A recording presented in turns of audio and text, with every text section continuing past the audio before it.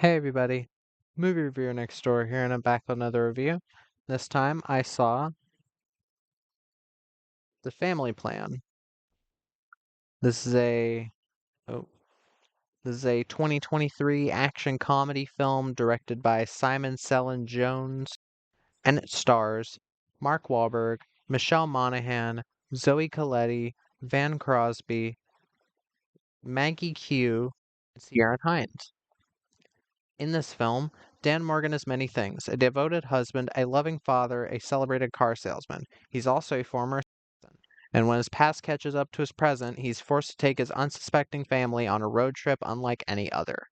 So, what did I think of Family Plan? Well, I actually quite enjoyed this, even though the reason most people would be into this type of movie, the reason it exists and the genre it's in, isn't really a big part of it. And I'll explain what I mean by that when as I go talking about what I liked about it. Oh my god, my hair looks like a mess. But I did still get quite a kick out of this, and it was a tad bit better than I was expecting it to be. And also talk about how I've mentioned this movie on my channel beforehand. But let me get to the cast. Um, Mark Wahlberg plays Dan Morgan, again, former assassin. Uh, I like Mark Wahlberg as an actor. I do not mind him. He was great in Shooter. He was great in The Departed. Even though I don't know if it's an Oscar-worthy performance, I still liked him in it. Uh, uh,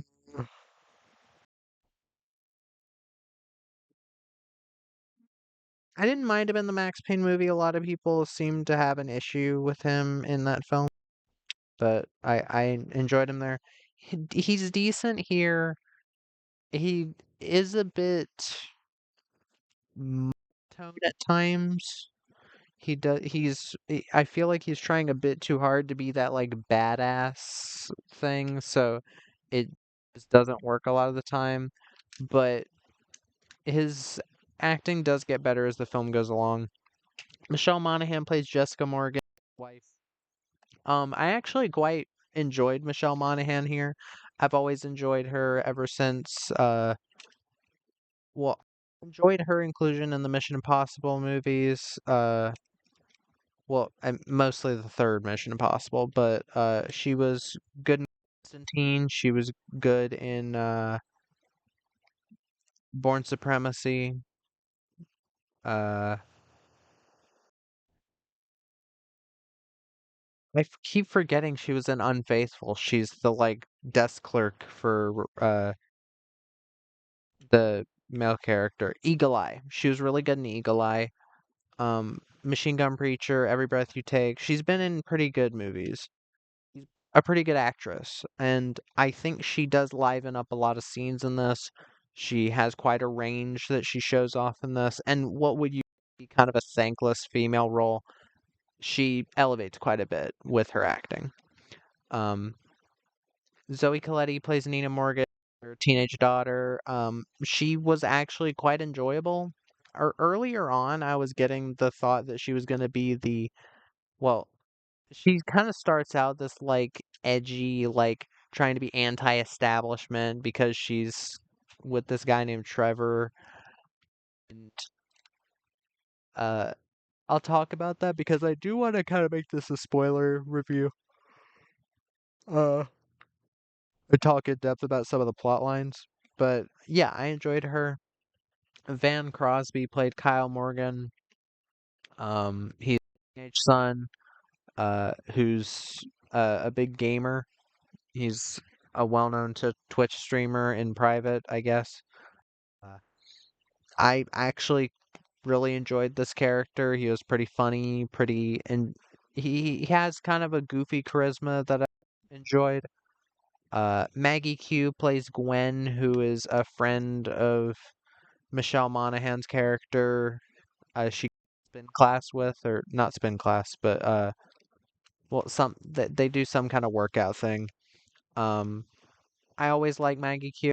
I like what they did with her character. It was fun. And Ciarán Hinds plays McCaffrey, who's basically our main villain, but you only see him a teeny tiny bit before the end. He's okay. It's kind of a paycheck role.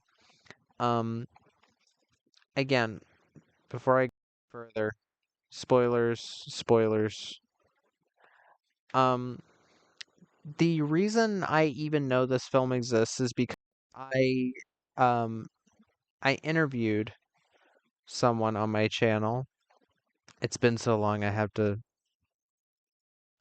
look up his name. I'm so sorry if you're still watching my content. Uh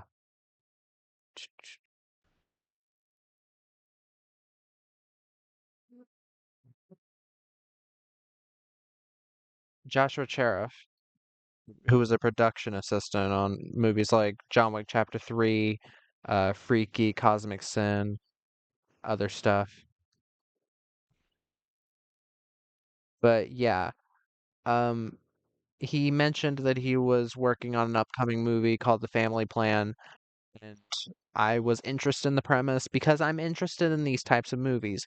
Like when I did a review of Roleplay with Kaylee Cuoco and David Oyelowo, which I didn't find that to be a particularly good movie. I didn't really care for it at all.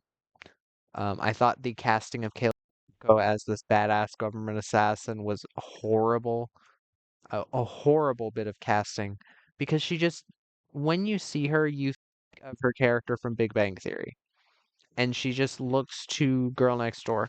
In something like The Flight Attendant, I think she works because she looks like a flight attendant would, but here I think Mark Wahlberg as a government assassin is definitely a lot better, since Mark Wahlberg has some type of look to that. He's been in things where he's played that, so it makes a lot more sense.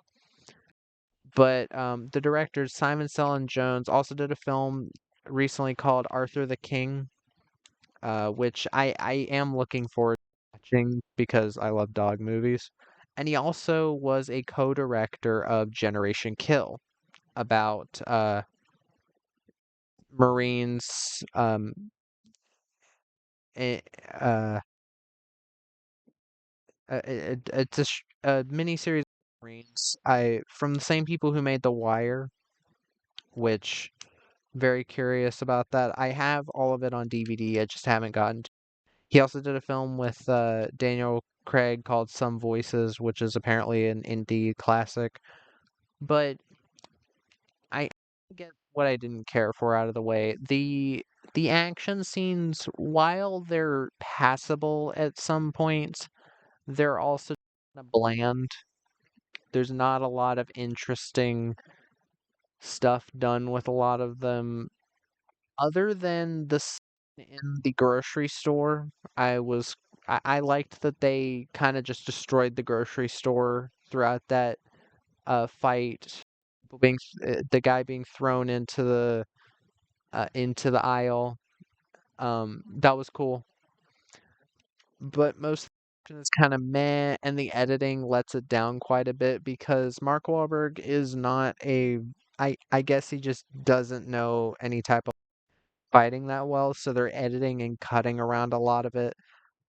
It's not nearly as bad as Taken 2 or 3, I'll give it that, but there are shots where it's like cutting like every like second or two, and it's like, yeah, it's kind of incomprehensible at times. I'm not a fan of that at all. The comedy early on in the film, I think, gets to a rocky start because a lot of the comedy is obvious, and it's very obviously used to set up these characters as quickly as possible. Even though we slowly learn more about the road trip goes on, I think it would have been more interesting if they had slowed it down a bit. Uh, the um again, Mark Wahlberg's acting in the first small bit of the film is kind of just meh. It could have been better. Um, but this film, what really surprised me with this film, watching it was way that characters grow during it. Because a lot of films like these, like Mr. and Mrs. Smith, like Killers, like Keeping Up with the Joneses, Night and Day, a lot of these movies that are like, oh, it's an action movie for the guys and it's a sort of comedy for the girls, that type of thing. Which, I mean, I like a lot of those types of movies. Mr. and Mrs. Smith, I quite like. I like Night and Day, I love. I think that's an awesome, really fun kind of parody of Tom Cruise and his like kind of ego he had at the time, even if no matter if he realized it or not. I like that type of movie when it's done right, not like role play. But here, I think the way that the family progresses, like the way that the family changes throughout the film is the most interesting part of this. It's not even the action, which again, there's some all right action scenes, but if you're watching this for the action, I think you'll be pretty disappointed. And what I mean by the family like realizing what they're doing wrong and everything, I like that things that we learn throughout the movie actually make an impact. Like the daughter being like super anti-establishment and like systemic racism, all this, like all of these. She's kind of just doing what a lot of people do nowadays, where they use buzzwords and they hope people listen. And then she realizes that the guy Trevor that she's dating is with another woman, and then she ends up being taught like pressure point stuff by her dad, and then she like inflicts pain on him without any lasting damage, but it is super painful. Like a neck pinch thing. I don't know. Uh like teaching her to stand up for herself, not let other people dictate how she feels about things. Don't let people step all over you. Again, don't let people change who you want to be. That's kind of what the message for a lot of these characters is. Because even at one point, the mom says, sometimes I wish I could live the life of a gymnast or whatever, and sometimes being a mom gets in the way of that. But she loves her kids. Um, Mark Wahlberg's character uh, just wants the normal life. He wants to change his life because he didn't like being an assassin. Uh, well, the son is like a famous pro gamer, streamer, or whatever, which that was interesting. And it what didn't come off as cringy. I want to give it that. A subplot like that could very easily come off as like really cringy.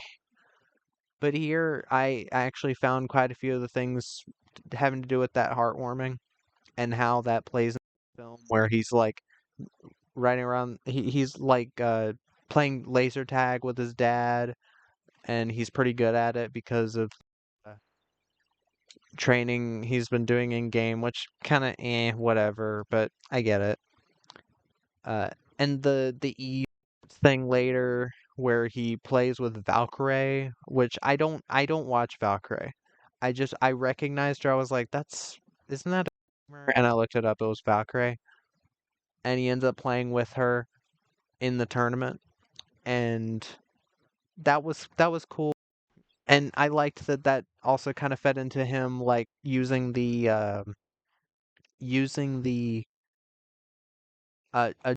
later to help his dad out in this fight with the villain. I like how this film has its characters actually grow and use their strengths at the end. I like that it wasn't just another movie of the dad just saving everybody. Everybody kind of like tries to pull their own weight in places. Even the mom. I was expecting this entire time for Michelle Monaghan's character to just be the like sitting by the sidelines character, and I think they did the like strong woman thing well because it was again more of a mom trying to save her children using adrenaline to like uh manage, and it wasn't just, oh, woman has to be badass. I like that. It's more realistic, it's more fun, and there's a really good moment. Again, spoilers, because she's fighting with Maggie Q's character. Turns out to be working for the bad guy, and she like had a crush on Mark Wahlberg's character, but she stole him from her. It was kind of odd, but roll with it. And then they're fighting, and she like I I thought they were gonna have this heartwarming moment of Michelle Monaghan trying to do the pole vaulting like she wanted to, and then she like tries to pole vault her in slow-mo, and then she ends up flying against the wall. And I will admit, it did make me laugh. It was funny. And then like Maggie Q is like taunting her, and then she like picks it up and like throws it at her, and it fucking impales her in the chest. I was like, okay, that's funny. That's cool. And then she's like, "There's 9 more events, bitch." And I was like, okay, I like that. I like how that played out, like how a lot of the stuff played out. And again, even though the comedy and action, like the comedy's better in this than the action is, it's mostly just the interactions this family has with each other. Even if there's some cliche as the teens fighting each other at times, but like again, teens do fight, so it's not really a cliche. It's how the actors act and how they interact with each other made this a fun watch. And I don't think this film would be nearly as enjoyable to me if they weren't interesting to watch. Um uh and again, the film is also very well shot. This being a Skydance production, I expected it because they also did the Mission Impossible films, which are also very well shot. Even the ones that I think aren't that interesting are well shot for the most. I mean, Dead Reckoning is probably the least interestingly shot one, but it was still fine. But oh yeah, the score by Kevin Matley was decent, had kind of a jazzy vibe to it. But overall, this film, if you get into the family like I did, I feel like you'll enjoy this just based on that. Maybe you'll get more out of the action, but I thought the action was kind of eh.